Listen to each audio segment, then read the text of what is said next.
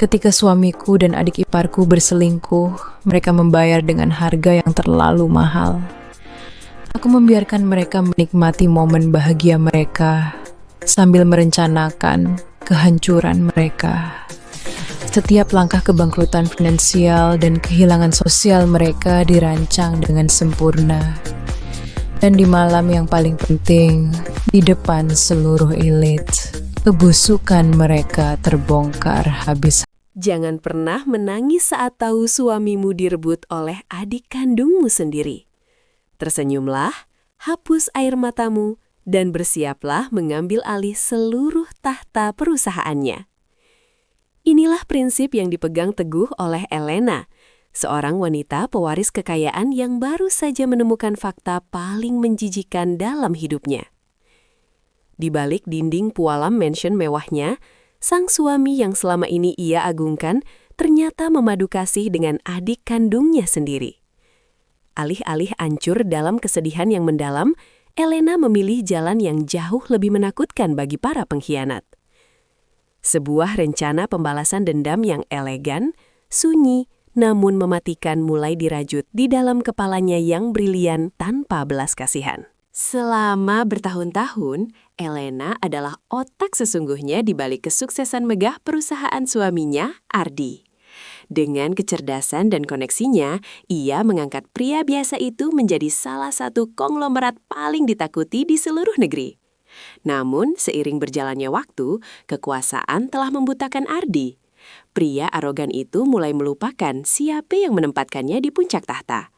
Ardi mengklaim semua pencapaian itu sebagai hasil keringatnya sendiri, mengesampingkan Elena yang perlahan hanya dianggap sebagai pajangan cantik di dalam rumah tangga. Keangkuhan Ardi semakin tak tertandingi. Ia sama sekali tidak menyadari bahwa fondasi raksasa yang ia injak dengan sombongnya sepenuhnya berada di genggaman sang istri sah yang kini siap untuk meruntuhkannya kapan saja. Kejadian itu terukir teramat jelas dalam ingatan Elena, seperti pedang beracun yang menusuk tepat di ulu hatinya tanpa ampun. Suatu malam yang sunyi, ia tak sengaja melihat pemandangan yang meruntuhkan kepercayaannya pada manusia. Ardi, pria yang bersumpah setia di hadapan altar suci, tengah memberikan pelukan penuh gairah kepada Siska, adik kandung Elena sendiri yang selama ini selalu ia manjakan dan sayangi layaknya darah dagingnya. Siska, dengan senyum liciknya, terlihat begitu menikmati kemenangannya merebut suami sang kakak. Di momen kelam itu, dunia Elena seakan berhenti berputar seketika. Namun anehnya, tidak ada satupun air mata yang jatuh menetes. Hatinya yang dulu hangat penuh cinta seketika membeku, berubah wujud menjadi bongkahan es kebencian yang sangat mematikan. Sejak malam pengkhianatan yang memuakkan itu, Elena memutuskan untuk membunuh versi dirinya yang lemah dan penuh kasih sayang. Ia menyadari bahwa menangis dan mengemis cinta hanya akan membuatnya terlihat menyedihkan di mata dua pengkhianat hina itu. Elena memilih untuk mengenakan topeng kesempurnaan. Ia akan membiarkan Ardi dan Siska berenang bebas dalam ilusi kemenangan mereka.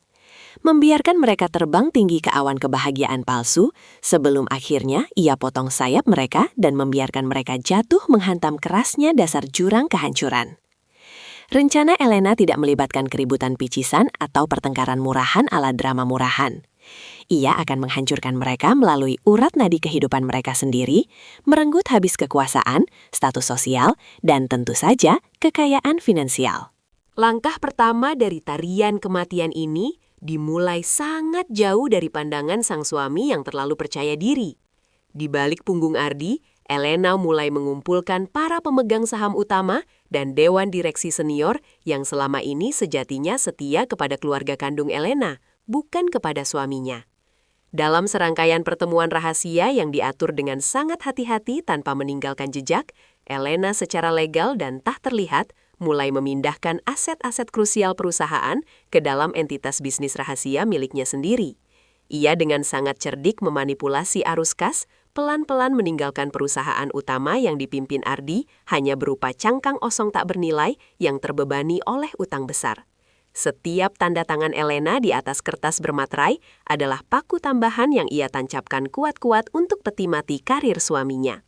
Hal yang paling mengerikan dari seorang wanita cerdas yang menyimpan dendam adalah kemampuannya untuk bersikap seolah tidak terjadi apa-apa.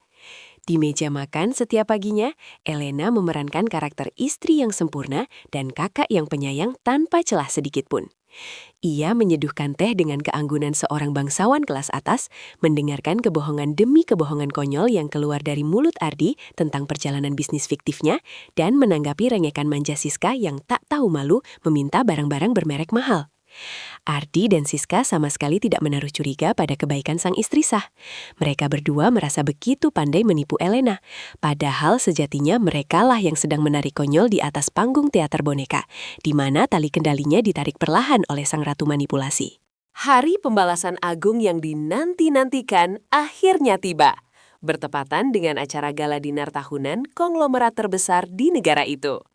Acara ini bukan sekedar pesta biasa bagi mereka, melainkan panggung utama di mana Ardi berencana mengumumkan proyek megah fiktif yang ia yakini akan melambungkan namanya ke puncak kejayaan absolut. Di ruang ganti pribadinya, Elena menatap pantulan dirinya di depan cermin raksasa dengan sangat saksama.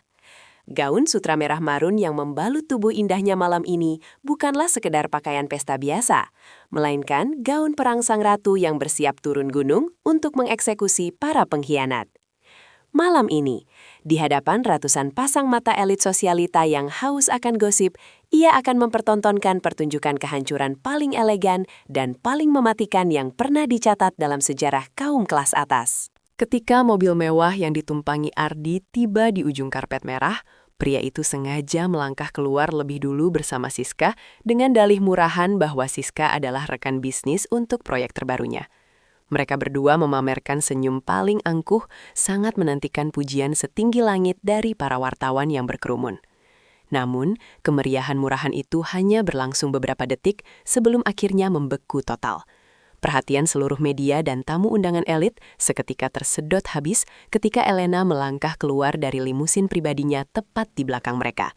Auranya yang begitu mendominasi dan keanggunannya yang sangat mengintimidasi membuat kehadiran Ardi dan Siska mendadak terlihat luar biasa murahan dan tak berarti. Elena berjalan anggun melewati mereka berdua dengan dagu terangkat tinggi, seolah kedua pengkhianat itu hanyalah debu jalanan yang tak terlihat oleh mata. Di dalam dewan aula utama yang gemerlap oleh lampu kristal, puncak acara yang ditunggu-tunggu pun dimulai. Ardi melangkah naik ke atas panggung dengan dada membusung bangga, diiringi tepuk tangan meriah dari para tamu undangan yang tak tahu apa-apa. Dengan gaya bicaranya yang karismatik, namun penuh dengan racun kebohongan, ia mulai mengumumkan peluncuran proyek infrastruktur raksasa yang ia klaim sebagai pencapaian terbesarnya abad ini. Ia menjanjikan keuntungan triliunan rupiah kepada para investor yang hadir. Di kursi VIP barisan paling depan, Siska memandang pria itu dengan penuh puja-puji buta.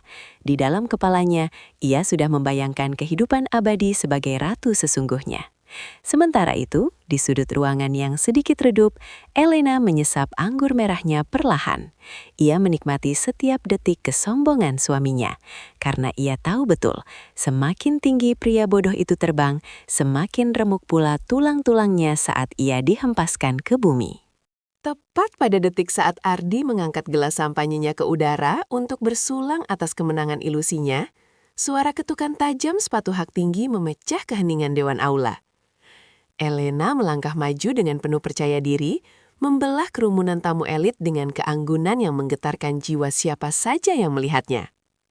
Ia naik ke atas panggung tanpa diundang oleh siapapun. Senyum misterius penuh bahaya menghiasi bibir merah meronanya. Dengan gerakan yang sangat lembut namun tegas tak terbantahkan, Elena mengambil alih paksa mikrofon dari tangan suaminya yang mendadak terlihat kebingungan layaknya orang bodoh. Ratusan tamu elit seketika terdiam kaku, merasakan perubahan energi yang sangat drastis mencekik leher di dalam ruangan tersebut. Udara mendadak terasa dingin dan mencekam saat Elena menyapa para tamu undangan, menyatakan dengan suara merdu bahwa ada satu detail kecil tentang proyek agung suaminya yang belum sempat disampaikan ke publik. Dalam satu jentikan jari elegan Elena, presentasi di layar raksasa belakang panggung berubah total menembus jantung pertahanan sang suami. Alih-alih menampilkan desain proyek yang megah, layar tersebut kini membeberkan laporan audit forensik yang sangat mengerikan. Ratusan dokumen rahasia keuangan ditampilkan secara telanjang dan gamblang kepada publik elit, membongkar habis fakta kelam bahwa perusahaan yang dipimpin Ardi telah resmi bangkrut akibat penggelapan dana gila-gilaan yang dilakukannya bersama sebuah perusahaan fiktif atas nama Siska. Angka hutang yang menggunung tak terbayarkan terpampang nyata, dan semua aset mewah yang dijaminkan Ardi ternyata adalah bodong. Suara bisik-bisik keterkejutan massal meledak bergemuruh di seluruh penjuru aula. Wajah sombong Ardi seketika berubah pucat pasi bagai mayat hidup yang bangkit dari kubur. Seluruh tubuhnya bergetar hebat, menyadari ia baru saja dijebak masuk ke dalam jurang maut, tanpa ada satupun jalan keluar. Tatapan tajam menghakimi dari para elit konglomerat yang hadir, kini beralih sepenuhnya pada Siska yang terduduk kaku di barisan depan. Layar panggung kini menampilkan bukti-bukti transfer gelap ratusan miliar rupiah yang mengalir deras ke rekening pribadinya, membongkar habis hingga ke akar kedoknya sebagai wanita simpanan murahan, sekaligus kaki tangan kejahatan finansial sang kakak ipar. Siska yang tadinya bersinar terang layaknya ratu semalam, kini terlihat tak ubahnya seperti tikus got yang terperangkap basah dalam jebakan mematikan. Gaun putih mahalnya tak lagi mampu menutupi aib menjijikan yang kini terpampang nyata di depan mata semua orang berpengaruh di negara ini. Ia mencoba mengelak dengan suara gemetar, berteriak bahwa ini semua hanyalah fitnah kejam dari kakaknya yang cemburu buta, namun tidak ada satupun orang di ruangan besar itu yang mempercayai bualan putus asanya. Siska menyadari dengan ngeri bahwa pria kaya yang ia rebut dengan susah payah ternyata hanyalah cangkang kosong yang miskin papa dan penuh hutang. Belum sempat Ardi memproses kehancurannya atau mengucapkan satu kata pembelaan pun, pintu utama aula yang megah terbuka lebar secara paksa. Belasan pihak berwajib melangkah masuk dengan cepat, membawa surat penahanan resmi dari pengadilan tinggi. Ardi langsung ditangkap dan diborgol di depan umum atas tuduhan penipuan massal kelas kakap, penggelapan dana investor triliunan rupiah, dan manipulasi pasar berskala nasional yang merugikan negara. Suara besi borgol dingin yang mengunci pergelangan tangannya terdengar seperti lonceng kematian abadi bagi ambisi liarnya. Di lantai pualam yang dingin, Siska jatuh terduduk dan berteriak menangis histeris bak orang gila. Menyadari sepenuhnya bahwa ia bukan hanya kehilangan kekayaan yang ia dambakan mati-matian, tetapi juga terancam hukuman penjara puluhan tahun sebagai kaki tangan utama. Sementara itu, Elena berdiri diam layaknya patung Dewi Keadilan yang agung. Ia bahkan tidak sudi membuang tenaga untuk menoleh sedikit pun melihat wajah hancur mantan suaminya dan adik kandungnya saat mereka diseret paksa keluar dari ruangan yang gemerlap itu dengan sangat memalukan.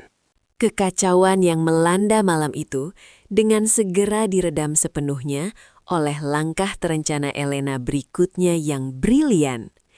Di hadapan para investor raksasa yang tengah dilanda kepanikan massal akan nasib uang mereka, ia melangkah maju dengan ketenangan yang luar biasa, bak seorang panglima perang yang baru saja memenangkan peperangan besar. Elena mengumumkan dengan lantang bahwa ia telah lama memisahkan seluruh aset sehat dari perusahaan yang bangkrut tersebut jauh sebelum Ardi berhasil menghancurkannya menjadi abu. Ia memberikan jaminan mutlak bahwa tidak ada satupun dana investor sah yang hilang 1 sen pun. Dewan direksi senior yang sebelumnya telah ia kuasai penuh maju ke depan panggung dan secara aklamasi menunjuk Elena sebagai pemilik tunggal dan presiden direktur yang baru untuk meneruskan kerajaan bisnis raksasa tersebut. Tanpa ada satupun perdebatan, tanpa ada sedikit pun perlawanan dari pihak manapun, Elena secara resmi dan legal telah merampas kembali tahta emas yang sejak awal merupakan hak mutlaknya, membiarkan Ardi membusuk di penjara dalam kehampaan yang tak berujung. Malam telah larut. Dari puncak lantai tertinggi gedung pencakar langit miliknya, Elena berdiri tegak menatap gemerlap ribuan cahaya kota metropolitan yang kini sepenuhnya berada di bawah kendali dan kekuasaannya. Ia menyesap anggur merahnya perlahan, rasanya jauh lebih manis dan memabukkan dari biasanya. Berita tentang kehancuran tragis, kebangkrutan, dan penahanan mantan suami serta adik kandungnya kini telah menghiasi halaman utama setiap surat kabar dan media nasional. Menjadi sebuah legenda sekaligus pelajaran kelam yang menakutkan bagi siapa saja yang berani bermain api dengan seorang wanita yang cerdas. Dendam kesumatnya telah terbayar lunas tanpa sisa, bukan dengan amarah meledak-ledak yang membuang energi atau air mata penderitaan yang sia-sia, melainkan dengan sebuah strategi mematikan yang dilukis dengan sangat anggun dan sempurna. Di malam yang sunyi ini, Elena membuktikan satu hal mutlak kepada dunia.